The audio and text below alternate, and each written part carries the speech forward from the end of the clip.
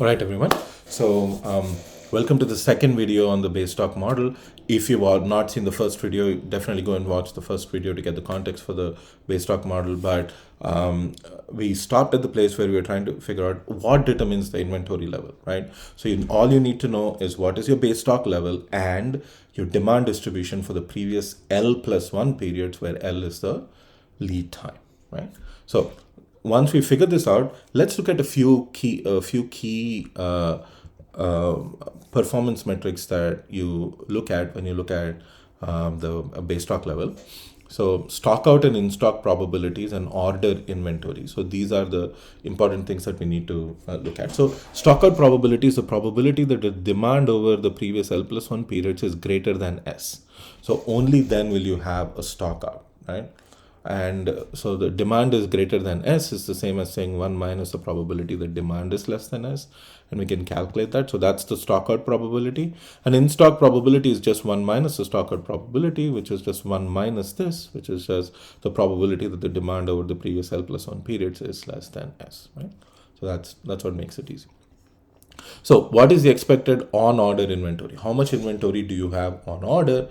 This is the expected demand over one period times the lead time, right? So you're essentially saying what is the demand for each period? I multiply that with the lead time, and that's how much inventory I expect to have on order, right? So the average values. So if you take the average demand, multiply that with the lead time, assuming no variability in lead time. If lead time itself becomes variable, this becomes a much more difficult problem, and we're not going to look at the lead time variability for this particular problem, right? So let's look at the demand over L+1 periods at the distribution center. So the period length, let's say, is 1 week. So we know that monthly demand is 349. So we can change monthly demand distribution to weekly demand distribution. And again, because the numbers are high, we are going to assume that it is a normal distribution. Mean for the month is 349. So mean for the week is 80.6, right? 349 divided by 4.33. So how do we get 4.33? It is 52 weeks in a year divided by 12 months. So 52 divided by 12 will be 4.33 weeks in a month. So demand mean divided by 4.33. So that gives us an average value of 80.6. And standard deviation will always be standard deviation divided by the square root of 4.33. So whenever you convert standard deviation from a longer time period to a shorter time period, the standard deviation you always divide by the square root of whatever the conversion number is. For average value, you directly divide by the conversion number. For standard deviation, it is divided by the square root of the conversion number, right? So once I have this, what is the demand distribution over L+1 period? So remember that in this case, lead time for the distribution center is 3 weeks. Now lead time for Susan is a week, but lead time for the distribution center is 3 weeks. So you're looking at 4 periods worth of demand. So the average value is 80.6 times 4, which is 322.4. And the standard deviation is 58.8 times the square root of 4. So L+1, so square root of L+1. You always use square roots when you do standard deviation, and that gives you a standard deviation 117.6. Right? So first step is you first find the distribution for each individual time period. Once you do that, then using that you can find the distribution over L+1 time. Right? Okay. Now demand for Susan. So for her, a lead time is 1. So daily demand is Poisson with a mean of 0.29. So L+1, which was 2 days of demand. So for her, it's 1 day. 2 days of demand is Poisson with 2 times the average value, right? So average values are multiplied by 2. So it's 2 times the average value, it is 0.58. So her average value is 0.58. And remember, with Poisson distribution, standard deviation is just the square root of the average value, which makes it square root of 0.58. Right? And that's it. So this is the demand distribution for the distribution center, which is normal distribution because the numbers are large. This is the demand distribution for Susan, which is because her demand numbers are small, we're using the Poisson distribution. For her, lead time is 1 day. So everything is in days. Here, lead time is 3 weeks at the distribution center because it comes from the manufacturing facility. Everything here is in weeks, right? So the lead time essentially tells you how you're going to manage. Those are the units you end up using. Okay. Now, let's assume that the DC has a base stock level of 625 units. So what is the expected back order for the DC? So this is actually very similar to the way you calculated expected lost sales in the news vendor model, right? So you multiply the standard deviation with the loss function, and the loss function for the normal distribution, if you remember, is calculated the same way, which was norm.s.inv with the z value and 0 minus z times norm.s.inv with just the z value, comma 1, right? So if you remember that formula, it's the same formula that you use. Now, they looked it up in the loss function table, but if you use that formula, you'll end up with the same number. All right. So we'll look at the formula a little bit later on. It comes up, but it's the exact same formula that we used in the news vendor model. So you can convert lost sales. So you multiply standard deviation with the loss function that gives you the lost sales, which is 0.19. So therefore, if the base stock level is 625, then on average there are 0.19 back orders at the end of any period at the distribution center. That is very low, and that is how we want it, right? Because we wanted to maintain 99.9% service level. But let's see if we actually end up doing that, right? So the expected on-hand inventory will be 625 minus the expected demand over L+1 periods, right? Plus the expected back order, which gives us that on hand. So you will end up you having 300 on average 302 units on hand, and so at the end of any period, which means that, so remember, because the base stock level is 625 and you on average you have 302 units on hand, you will always order enough to bring it back up to 625 units, right? So keep that in mind. So once you know, so this is the expected on-hand inventory. What is the expected on-order inventory? Expected on-order inventory is you take the average demand, multiply it with the lead time, that gives you the expected on-order inventory, which is 341.8 units at any given point in time. So the average demand is 80.6. In one period, you multiply that with lead time, that gives you the expected on-order inventory, because the number of units you order in any period is equal to the demand of the previous period. So you're just adding up demand for three periods here, because four periods here, because you have L+1 periods, right? So that's basically it. Now, if you look at Susan's territory specifically, this is the demand distribution for her. Now, technically speaking, Poisson distribution keeps going. So it doesn't stop at 5. It keeps going essentially to infinity. You'll notice that the actual probability, if you calculate the actual probabilities, you get 0.999999, and then you get more and more ninth, and just keep going. But the probability of being more than this number becomes so small that you can basically round it up after a certain value, right? So if the average demand is 0.29, this is what the distribution looks like. If the average demand is 0.58, and this is what we look at, because lead time is 2 days, this is the distribution for the 2 days. So this is the cumulative distribution, and this is the loss function, right? So suppose Susan's base stock level is 3. What is the expected back order? What is the in-stock probability? We can calculate all of that, and let's do that. So you can easily calculate all of this, right? So what is the expected back order? So when you calculate expected back orders, you calculate it as sigma times the loss function. So standard deviation times the loss function. So if the order up to level is 3, right? Then what is the expected back order? So the expected back order will be standard deviation, which is square root of 0.58 times the loss function. That'll give you the expected back order. What is the in-stock probability? So the in-stock probability again, so the formula is here.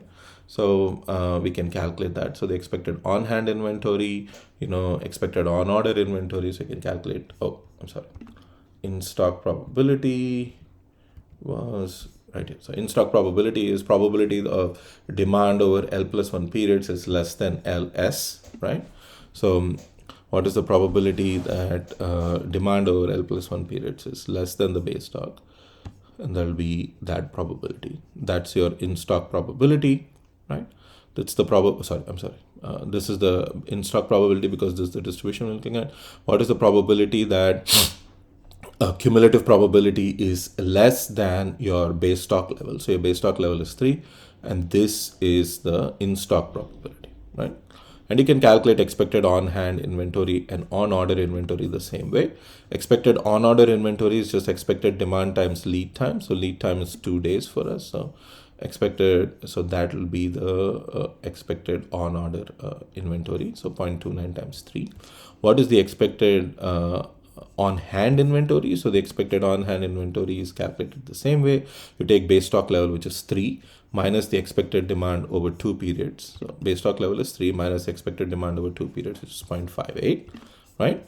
Plus expected back order, and we calculated expected back order before by multiplying the loss function with the standard deviation. So once you get that, you calculated the exact same way. So these formulas here that you have, all of these formulas work for whatever distribution you have. It doesn't have to be normal distribution. Right? So you can just look that up, right? Now, what if there is a particular target? So you remember that we wanted to target a particular distribution. That's how we started this problem. So if we want to hit a target of 99.9% in stock probability, then we can calculate that from the normal distribution table. So we essentially find because this is at the distribution center level, you take this as your probability value, and then you calculate the z value corresponding to that particular probability value, right?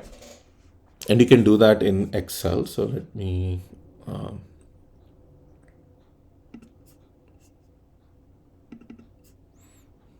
so let's just do that. So you wanted so standard normal. Let me make the fonts bigger.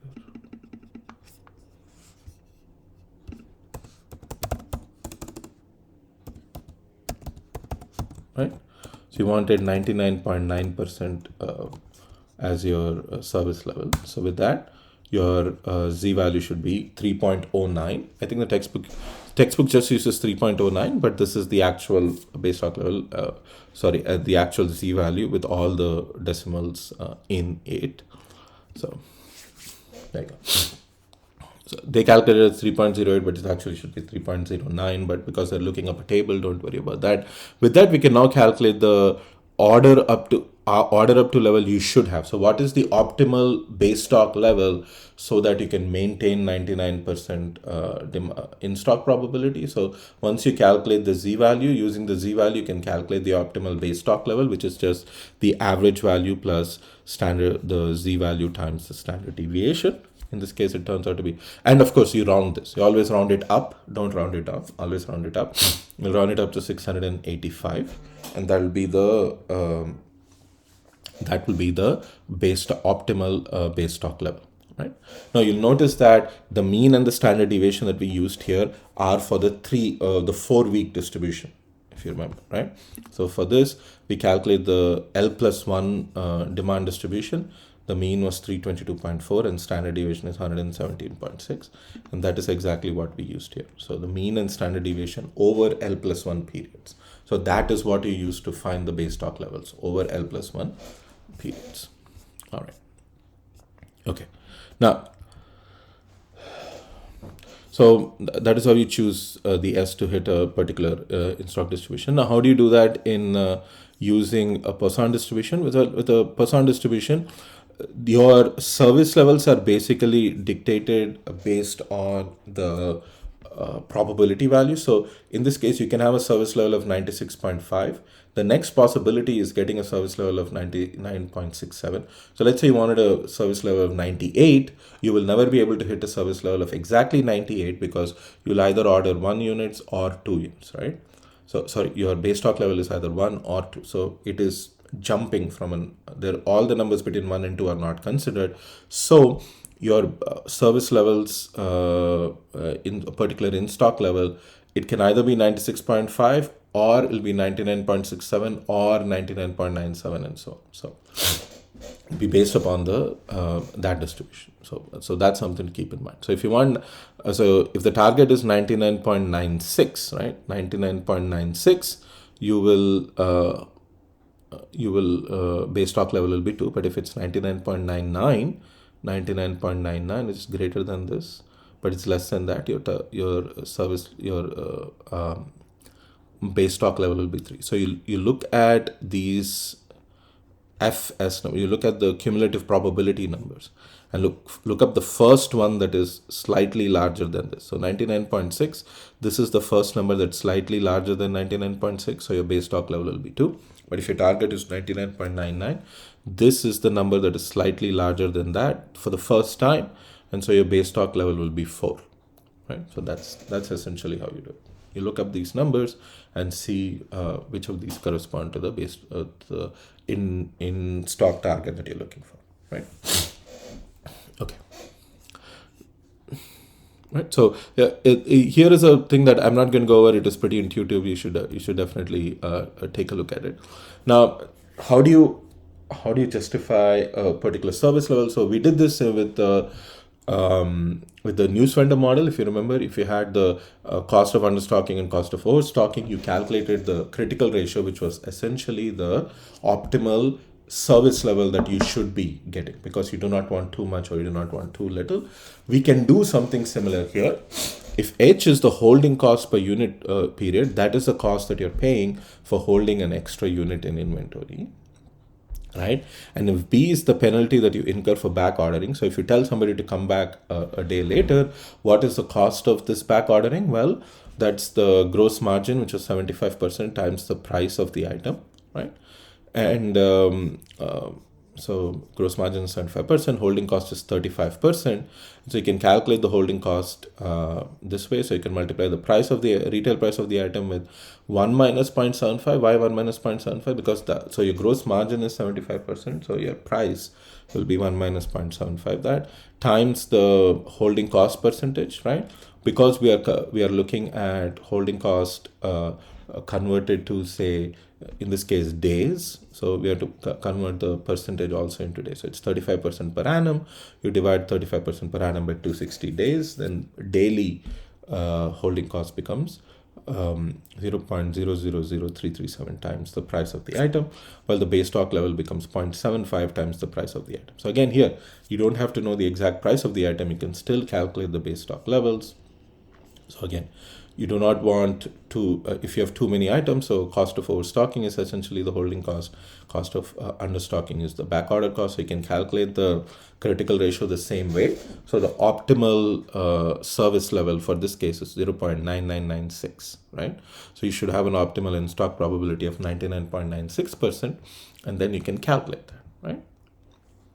Okay, so I'm going to stop this video here. There's a few more things that are talked about in the textbook. You can read this stuff on your own. It is just an idea of what are the managerial implications of running this model, right? Of using this model, and what can you do to make a few things better? Say, for example, if you shorten lead times, you will reduce the amount of inventory you have, right? So if you have, if your lead times are smaller, then you don't have to hold as much inventory. So you're looking at L+1 units of inventory. If your lead time goes from 3 weeks at the distribution center to 2 weeks, then all the calculation, the in-stock probability calculation, all of those calculations will be based off of small time periods. And so you will reduce the amount of inventory that you have. You should never forget about the pipeline inventory that you have. You do not want it to blow up. And the higher your in-stock probability, the higher your pipeline probability. And increasing service will necessitate a much higher increase in inventory. So the relationship between increasing service level and inventory is not linear. It is pretty serious. So after a certain level, increasing service levels will require a sharp increase in inventory, right? So that's something to keep in mind. All right, so I'm gonna stop this here. So this was the second video, and we're almost 20 minutes into this. So this is the base stock model or the order up to model, right? So this is used. So the summary is that It is appropriate for random demand over many replenishment opportunities, not just one or two like you had with the news funder model. The expected inventory and service are controlled via the base stock level. Right. The key factors are the length of the replenishment time and the desired in stock probability. Right. Obviously, and demand uncertainty plays a big role in this case. Now, that's one of the other ways in which this model is different from the EOQ model. A lot of times when we work with the EOQ model, especially when you're making annual judgments, you don't consider demand uncertainty. You just have a forecasted number. You use a fixed forecasted number to make a lot of decisions.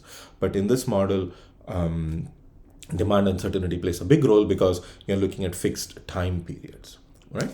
Okay, I'm going to stop this here, and I'll see you all in the next video, right? Take care.